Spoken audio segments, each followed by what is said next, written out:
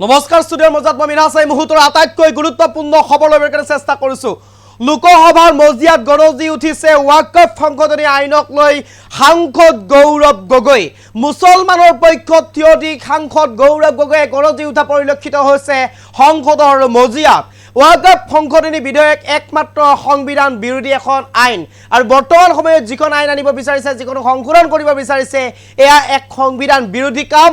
মুছলমানসকলক মুছলমানৰ যি ৱাকফ যিখন বোৰ্ড আছে, এই বোৰ্ডখনক এক প্ৰকাৰ ধ্বংস কৰিবৰ কাৰণে, দুৰ্বল কৰিবৰ কাৰণে চেষ্টা কৰিছে বিজেপিয়ে। মুছলমানসকলক দুৰ্বল কৰিবৰ কাৰণে এনে ধৰণৰ কাৰ্যপন্থা হাতত লৈছে বিজেপিয়ে। পূৰ্বতে মুছলমানসকলৰ যি অৰিহণা আছিল ভাৰতক লৈ, পূৰ্বতে মুছলমানসকলৰ যি অৰিহণা দিছিল পূৰ্বৰ নেতাসকলে, মুছলমান নেতাসকলে, তাক এক প্ৰকাৰ নোহোৱা কৰিবৰ বাবে, দুৰ্বল কৰিবৰ বাবে এই সংশোধন কৰা হৈছে ৱাকফ বোৰ্ডখন। আৰু এয়া কোনো কাৰণতে হ'ব নোৱাৰে, এয়া কোনো কাৰণতে হ'ব নিদিওঁ। এনেদৰে পুনৰবাৰ সংসদৰ মজিয়াত সিংহ গৰ্জন দিছে যোৰহাটৰ কংগ্ৰেছে সাংসদ গৌৰৱ গগৈয়ে। এই মুহূৰ্তত সবিশেষ লৈ কেনে চেষ্টা কৰিছো। ৱাকফ সংশোধনী আইনক লৈ সদনত গৰজি উঠিল সাংসদ গৌৰৱ গগৈ। মুছলমানৰ পক্ষত থাকি সদন উত্তাল কৰিলে গৌৰৱ গগৈয়ে। ৱাকফ সংশোধনী আইন সংবিধান বিৰোধী। ৱাকফ বোৰ্ডক দুৰ্বল কৰাৰ চেষ্টা কৰিছে বিজেপিয়ে। মুছলমানসকলৰ পূৰ্বতে কি কি অৰিহণা আছিল সেয়াও কৈ গ'ল এফালৰ পৰা সাংসদ গৌৰৱ গগৈয়ে। মুছলমানক এতিয়া দুৰ্বল কৰিব বিচাৰিছে বিজেপিয়ে, সেইকাৰণে এই আইন আনিব চেষ্টা কৰিছে বিজেপিয়ে। এই মুহূৰ্তত সবিশেষ লৈ কেনে চেষ্টা কৰিছো। ৱাকফ সংশোধনী আইনক লৈ সদনত গৰজি উঠিল সাংসদ গৌৰৱ গগৈ। মুছলমানৰ পক্ষত থাকি সদন উত্তাল কৰিলে গৌৰৱ গগৈয়ে। ৱাকফ সংশোধনী আইন সংবিধান বিৰোধী। ৱাকফ বোৰ্ডক দুৰ্বল কৰাৰ চেষ্টা কৰিছে বিজেপিয়ে। মুছলমানসকলৰ পূৰ্বতে কি কি অৰিহণা আছিল সেয়াও কৈ গ'ল এফালৰ পৰা সাংসদ গৌৰৱ গগৈয়ে। মুছলমানক এতিয়া দুৰ্বল কৰিব বিচাৰিছে বিজেপিয়ে, সেইকাৰণে এই আইন আনিব চেষ্টা কৰিছে বিজেপিয়ে। এই মুহূৰ্তত সবিশেষ লৈ কেনে চেষ্টা কৰিছো। ৱাকফ সংশোধনী আইনক লৈ সদনত গৰজি উঠিল সাংসদ গৌৰৱ গগৈ। মুছলমানৰ পক্ষত থাকি সদন উত্তাল কৰিলে গৌৰৱ গগৈয়ে। ৱাকফ সংশোধনী আইন সংবিধান বিৰোধী। ৱাকফ বোৰ্ডক দুৰ্বল কৰাৰ চেষ্টা কৰিছে বিজেপিয়ে। মুছলমানসকলৰ পূৰ্বতে কি কি অৰিহণা আছিল সেয়াও কৈ গ'ল এফালৰ পৰা সাংসদ গৌৰৱ গগৈয়ে। মুছলমানক এতিয়া দুৰ্বল কৰিব বিচাৰিছে বিজেপিয়ে, সেইকাৰণে এই আইন আনিব চেষ্টা কৰিছে বিজেপিয়ে। এই মুহূৰ্তত সবিশেষ লৈ কেনে চেষ্টা কৰিছো। সাংসদ গৌৰৱ গগৈয়ে এক প্ৰকাৰ এতিয়া ৱাকফ সংশোধনী আইনক লৈ গৰজি উঠা পৰিলক্ষিত হৈছে। সদনৰ মজিয়াত সিংহ গৰ্জন দিছে সাংসদ গৌৰৱ গগৈয়ে। মুছলমানৰ পক্ষত থিয় দিয়া পৰিলক্ষিত হৈছে। মুছলমানৰ পক্ষত থাকি সাংসদ গৌৰৱ গগৈয়ে এনেদৰে এতিয়া তীব্ৰ বিৰোধিতা কৰিছে ৱাকফ সংশোধনী আইনক লৈ, আৰু এক প্ৰকাৰ সদনৰ মজিয়াত গৰজি উঠা পৰিলক্ষিত হৈছে। এই ৱাকফ সংশোধনী আইনে মুছলমান লোকসকলৰ যি শক্তি, সেই শক্তি নোহোৱা কৰি দিব, দুৰ্বল কৰিব মুছলমান লোকসকলক, মুছলমান ৰাইজক দুৰ্বল কৰি পেলাব ৱাকফ সংশোধনী আইনে। আৰু যিটো বিজেপিয়ে কৰিব বিচাৰিছে, আৰু এয়া কেতিয়াও হ'বলৈ দিয়া নহ'ব। লগতে মুছলমান লোকসকলৰ পূৰ্বৰ যি অৰিহণা আছে, ভাৰতক লৈ পূৰ্বে যি অৰিহণা দি থৈ গৈছিলে, সেই অৰিহণাকো স্মৰণ কৰি দিলে গৌৰৱ গগৈ, আৰু যাৰ বাবে এনেদৰে এতিয়া সিংহ গৰ্জন দিয়া পৰিলক্ষিত হৈছে। এই মুহূৰ্তত মই পোনে সাংসদ গৌৰৱ গগৈৰ সেই দৃশ্যাংশটো আমি দেখুৱাবৰ কাৰণে চেষ্টা কৰিম। झूठ है और हम डिमांड करते हैं कि वो ऑथेंटिकेट करें, हम डिमांड करते हैं ऑथेंटिकेट करें।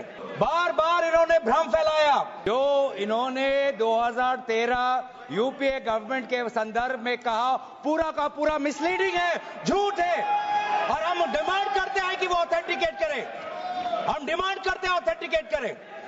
इसीलिए बार बार इन्होंने आरोप लगाए, बार बार इन्होंने भ्रम फैलाया। आप इसीलिए हम भी अपनी बात रखेंगे, कृपया आप भी सुनने का धैर्य रखिए। अध्यक्ष महोदय, मेरा भी सौभाग्य है कि पिछले सदन में मैं अयोध्या राम मंदिर पर अपने पार्टी का मैंने अपना व्यू, अपने पक्ष रखा, और आज वक्फ संशोधन 2025 पर अपनी दल का और विपक्ष की तरफ से अपना पक्ष रखा, और अयोध्या राम मंदिर में भी और आज के वक्त के संशोधन में भी मेरा एक ही मार्गदर्शक है, वो है भारत का संविधान।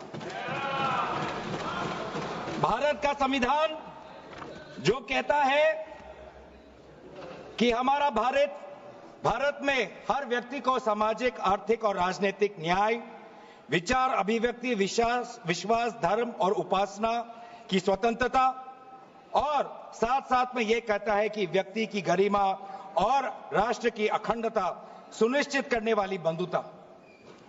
ये बिल आज इस संविधान के इस जो मूल जो ढांचा है उस पर आक्रमण है, और इनकी जो पूरा जो भाषण था वो हमारे संविधान के इस मौलिक अधिकार पर, हमारे संघीय ढांचे पर एक आक्रमण था। आज इस सरकार का इस बिल के द्वारा 4 इनके मूल उद्देश्य हैं। पहला मूल उद्देश्य है कि संविधान को कमजोर करना, टू डाइल्यूट द कॉन्स्टिट्यूशन। इनका दूसरा उद्देश्य है भ्रम फैलाना, to defame the minority communities of India. इनका तीसरा उद्देश्य है to divide the Indian society. हमेशा एक हमारे बीच में एक लिटिगेशन चलता रहे, मसला और बढ़ता जाए, ये उनका उद्देश्य है।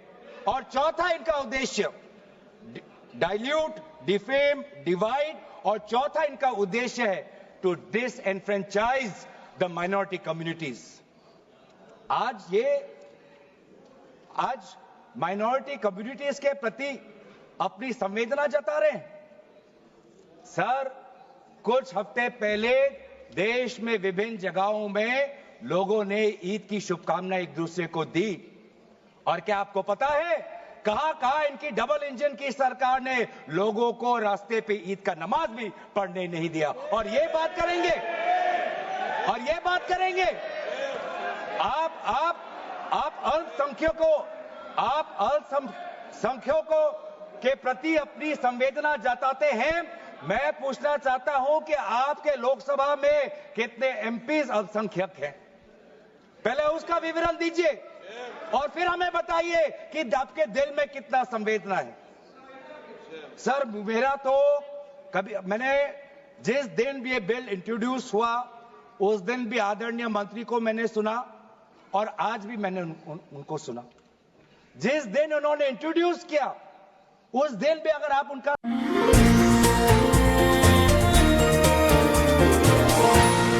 এনিটক্স, হুতৰ বিপৰীতে ৰাইজৰ স্বাৰ্থত।